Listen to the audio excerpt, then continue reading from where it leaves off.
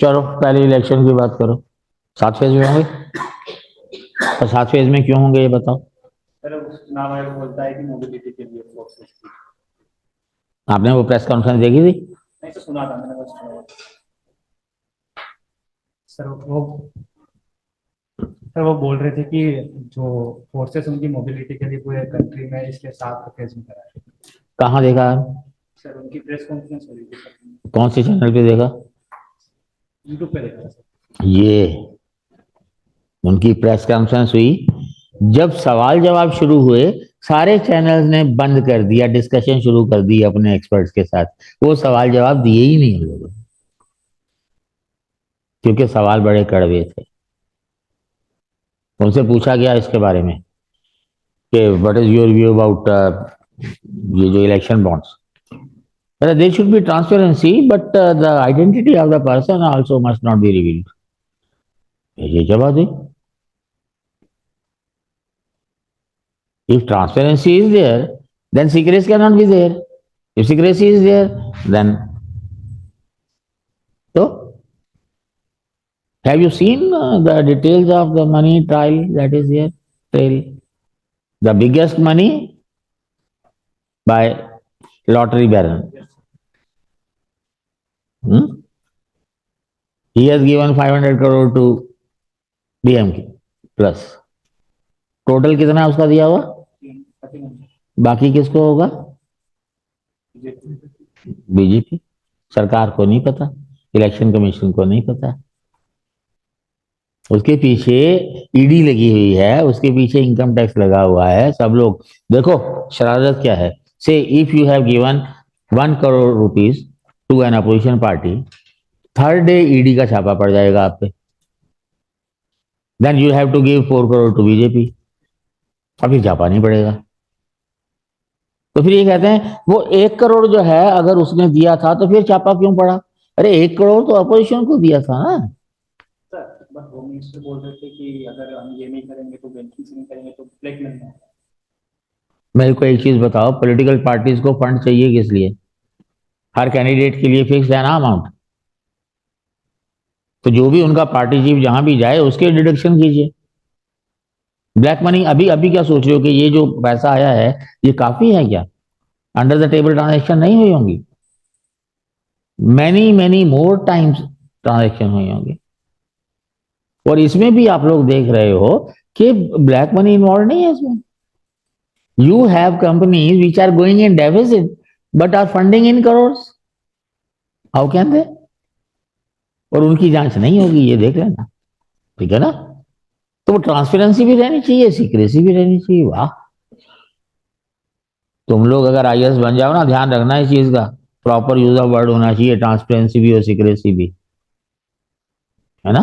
बेहतर यही रहेगा सेंटेंस करके फिर बट करके रुक जाना, फिर बट मतलब समझने वाले समझ जाए।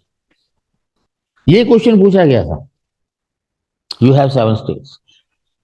पहले तो ये है कि अब से लेकर के कितने महीने हो गए, 3.5 महीने से ज्यादा, क्या होगा उससे? जैसे we have to move our forces, what kind of forces movement is here? Here you see in UP कितनी बार हो रहा है इलेक्शन? 7 टाइम्स। बिहार में 5 और 6 टाइम्स। अरे एक ही टाइम पे करा लोगे तो फोर्सेस मूवमेंट की जरूरत कहां पड़ेगी यार। And most interesting thing is Jammu Kashmir, 5 constituencies, 5 different times, and then they say J&K is very peaceful. कोई लॉजिक लगता है? DMK single day, Kerala UDF single day, Gujarat single day, Punjab Haryana Himachal Uttarakhand single day. What does this mean? This simply means कि इन states के बारे में मोदी जी को कोई चिंता नहीं है, जो होना है वो तो होना ही है। जो मेरे पास है उसका कोई कुछ बिगाड़ नहीं सकता, तो 2-3 बार में क्यों करें, 4 बार में क्यों करें? ये हमारे हाथ में आना नहीं है, तो इतनी बार में करें क्यों करें? तो ये तो सर इलेक्शन कमीशन डिसाइड करेगा कितने फेज में इलेक्शन होंगे। बिल्कुल, इलेक्शन कमीशन मतलब चीफ इलेक्शन कमिश्नर, हाँ, क्या मतलब उसका? मतलब वो डिसाइड करेगा ना। हाँ, कौन है इलेक्शन कमिश्नर? कौन इलेक्टेड करता है? Committees are having opposition, leader of opposition and cabinet minister and prime minister. 3-member committee.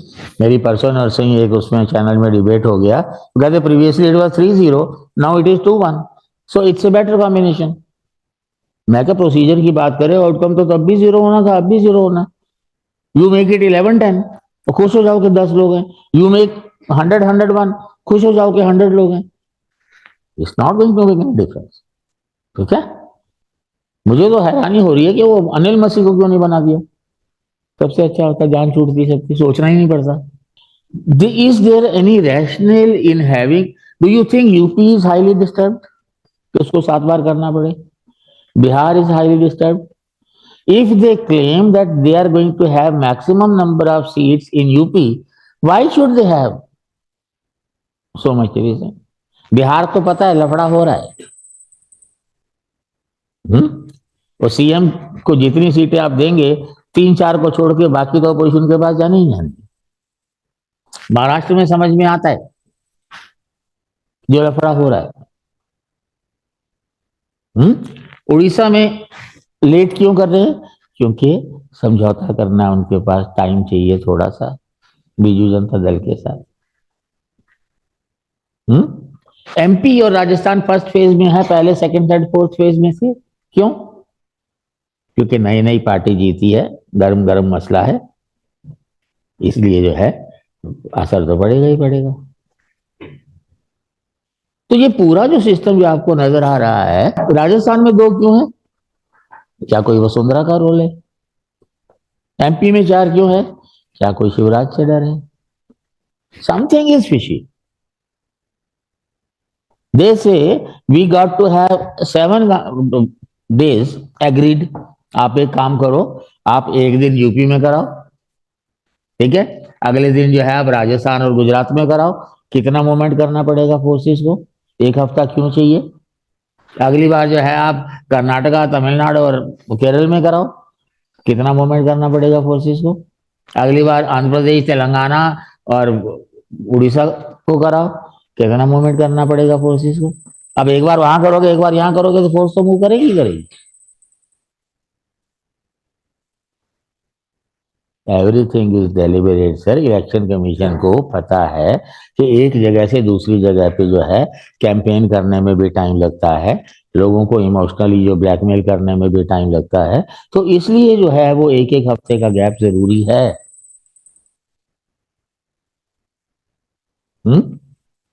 आपको पता है एक इलेक्शन कमिश्नर हुआ करते थे लेवासा। लेवासा ने एक बार कह दिया कि ये जो पीएम और वो हैं, इन्होंने कुछ ऐसा बोला है जो रूल ब्रेक किया है, उनको रिजाइन करना पड़ा था। और उसकी बीवी और भाई या बहन के यहाँ ईडी के छापे पड़ गए थे। ये 7 फेजेस जो हैं आप 1 महीने के अंदर कवर कर सकते हैं विद मोबिलिटी ऑफ फोर्सेस। आप सीक्वेंस में चलिए ना भाई, पहले वहां करेंगे, फिर यहां करेंगे, फिर वहां करेंगे, फिर यहां करेंगे, तो वो तो होना ही है फिर। हालांकि इलेक्शन कमीशन ने उसका कोई सेटिस्फैक्टरी जवाब नहीं दिया। Election commission means chief election commissioner, क्योंकि बाकी 2 तो एक ही दिन पहले आए हैं, उनको क्या पता इलेक्शन क्या होता है। पर कोरम पूरा था, एक बार मानने की है, तीनों के तीनों बैठे हुए। Every attempt is being made के 400 पार हो जाए ऐसी की तैसी। आप क्यों जोड़ना चाह रहे हैं बीजू जनता दल को? अगर आपको 400 पार का भरोसा है तो हटाओ ना, आपको तो एलिमिनेट करना चाहिए दूसरों को, कि जोड़ना चाहिए। हॉरिजॉन्टल आप इकट्ठा कर रहे हैं, वर्टिकल ग्रोथ चाहिए ना आपकी। पिछली बार चलो 360 या जो भी थी, इस बार 4+ जाएगी, तब तो मानते हैं उसको। सर ये बीजेपी चाहती है ना कि 400 सीटें आ जाए अकेले बीजेपी की। नहीं नहीं, या सर कोलिशन एनडीए की। सर अगर एनडीए की बात करें, सर एनडीए के अंदर जो भी अलायंस होंगे बीजेपी में इंक्लूड होंगे। कह तो रहा हूँ, वो जो इंक्लूड होते जाएंगे वो जुड़ते जाएंगे, 400 पार हो जाएंगे। सर ये अलायंस की बात है 400 पार, एनडीए की बात है 400 पार, जिसमें से 370 के करीब बीजेपी और बाकी के है। तो बाकी के अलाइज करके 400 पार आएगा तो फिर बीजेपी 370 आती नहीं। वैसे मुझे बताओ कहां से जुड़ेंगे? यहां 30 में से 29 थे उनके पास, 30 में 30 लोग है क्या? गुजरात में 26 में 26 से 27 तो कर नहीं सकते। राजस्थान में करीब करीब पूरे, 25। है ना? पंजाब में जो भी थे 1 2 3 सीटें कम ही होंगी, बढ़ेंगी नहीं। हरियाणा में फिर एक आध सीट कम हो जाए तो, JNK में 3 सीटें मिल ही रही हैं, इसमें उनको बढ़ने की उम्मीद वैसे नहीं लग रही। इसमें जो है वो CM की वजह से 4 5 सीटें कम होनी है। इसमें जो है थोड़ा सा पंगा इसलिए है कि CAA को लाने की मजबूरी थी उनकी, क्योंकि ये मोदी जी ने पिछला इलेक्शन कैंपेन वहां शुरू किया था और उनको कहा था कि आपको हम नेशनैलिटी देंगे तो साथ में कार्ड देंगे जिससे प्रूव हो जाएगा कि आप इंडियन हैं और कहीं भी जा सकेंगे, बांग्लादेशी बांग्लादेशी करके लोग नहीं चिढ़ाएंगे।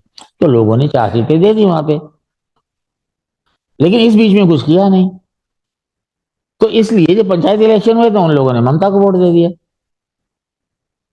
तो इस इलेक्शन में उनको याद आया कि भाई कमिट किया हुआ था, नहीं तो फिर ममता के पास जाएंगे, तो इसलिए CAA कर दिया। ठीक है। बीजू जनता दल के साथ क्यों नहीं हो रहा? बीजू जनता दल इस बात से एग्री है कि आप ट्वाइस आप लोकसभा लड़िए, 1/3 हम लड़ेंगे। और स्टेट में 2/3 हम लड़ेंगे और 1/3 आप लड़ना। और बीजेपी अड़ी हुई है, नहीं स्टेट में भी हम 2/3 लड़ेंगे। ये एरोगेंस दिखाता है। क्या BJD अपना एग्जिस्टेंस खत्म करेगा उनके हाथ में सारा कुछ देके? और क्यों देगा? उनकी पॉपुलैरिटी कम नहीं हुई है भाई, despite so many years in power. इसीलिए वो लेट किया गया इलेक्शन के, इस बीच में जो है समझौता भी हो जाएगा, फिर हमारी बातचीत भी, फिर वगैरह वगैरह जो भी। नॉर्थ ईस्ट की जो स्टेट्स हैं, they as a rule plus minus कुछ करके दे फॉलो द सेंटर, तो बहुत ज्यादा फर्क पड़ने वाला है नहीं, और वैसे भी सीट्स बहुत ज्यादा नहीं है। बंगाल में जो है जो सीट फर्क पड़ सकता था, अब वो लोग जो है दोबारा से बेवकूफ बनेंगे या नहीं, इस पर डिपेंड करता है, मुझे नहीं लगता। हालांकि वो जो मुद्दा हुआ है संदेश खाली वाला, उससे असर होगा कि नहीं पता नहीं। पर एक चीज ध्यान में रखो, मैंने पहले भी कहा था कि इलेक्शन तक मोदी जी के मुंह से आप हिंदू मुस्लिम नहीं सुनेंगे। कुछ भी होता रहे, किसी के साथ भी अट्रॉसिटी होती है, ठीक है।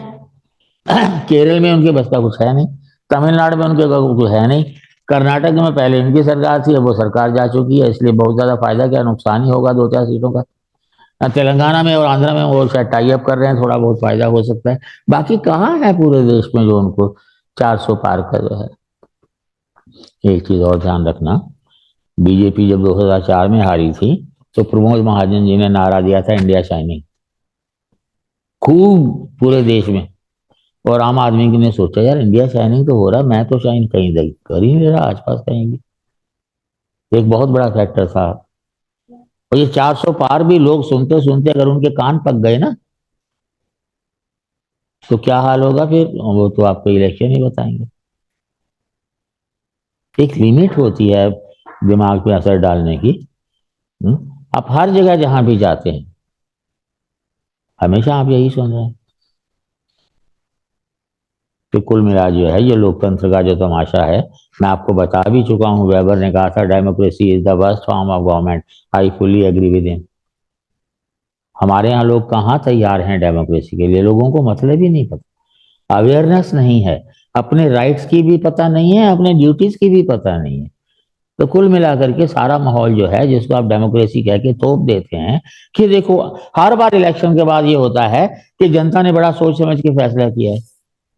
अरे हद है, जनता की कैपेसिटी होती है सोच समझने की, तो फिर जो है इलेक्शन के एक दिन पहले सारी झुग्गी झोपड़ियों में और छोटी छोटी बस्तियों में जो है दारू क्यों बढ़ती है और पैसा क्यों दिया जाता है? और डॉक्टर लोहिया ने क्या कहा था? We don't cast our vote, we vote our caste. भाई कुछ तो होता है। एक और कहा था डॉक्टर लोहिया ने कि इलेक्शन एक झुंझुना है जो हर 5 साल में हमें पकड़ा दिया जाता है एक बार। अभी परसों ही मैंने एक कोट आपको भेजी थी कि अगर इलेक्शन से कुछ हो सकता तो वो इलेक्शन को ही बैन कर देते, समझ आया? हालांकि फिर भी लोग कहेंगे कि भाजपा जीतेगी, फर्क क्या पड़ना है, सवाल इस बात का है। हालांकि जो मतलब पूछो मत किस तरह से ब्लाइंड फॉलोअर्स है, ब्लाइंड अपोनेंट्स भी हैं, कम हैं, तो ब्लाइंड फॉलोअर्स बहुत ज्यादा हैं। कुछ भी हो जाए, एक अपोनेंट कहता है कि बीजेपी कह रही है इस बार 400 पार, वो पेट्रोल के दाम की बात कर रहे हैं, वो सीटों की बात थोड़ी कर रहे हैं।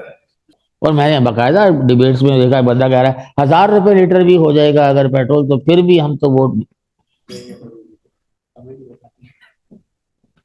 मैंने आपसे कहा है कि ठीक है, सरकार का इमेज ने भारत का इमेज बाहर बनाया है, बहुत अच्छा है, पर सरकार का काम अगर मुझे इवेल्युएट करना है, मेरे पास तो 4 ही क्राइटेरिया हैं: हेल्थ, एजुकेशन, एम्प्लॉयमेंट, इन्वायरमेंट। 75-76 साल में किसी भी गवर्नमेंट को इवेल्युएट कर दो, कुछ नहीं होता।